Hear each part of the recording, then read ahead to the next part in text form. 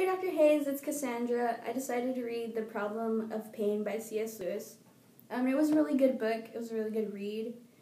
So Lewis kind of just begins the book by talking about what pain is, why we have pain, like what caused it, and then what kind of happens after we go through this phase of pain.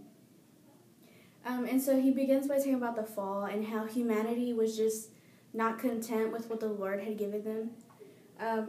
And so even though we serve this omnipotent God, we just, in our wickedness and our sinfulness, are just unable to just kind of be content with the things that we already have.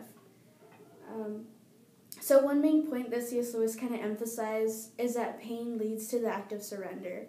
And that's one of the main things that kind of stood out to me because if we look at like different testimonies of people or the ways in which they came to know Christ, it usually follows some kind of pain or just something bad happening in their lives or just a bad phase in their lives. So when Lewis says that pain emphasizes the act of surrender, he really is telling the truth. Lewis also admits, though, that pain just stinks and it hurts and it is painful and uncomfortable, and it's not something that we like going through. But like I say again, if we didn't go through that pain, then what kind of would be the chances of us getting to that point of surrender and allowing God to just take over our lives completely? So one thing that Lewis said that was kind of touched my heart really was that he mentions that sin is something that people believe so easily, and it really is true because people believe there's bad in the world, that bad things happen, and they just believe in this thing called evil. But yet, if we were to mention something like heaven or God, the chances of them actually accepting it or even,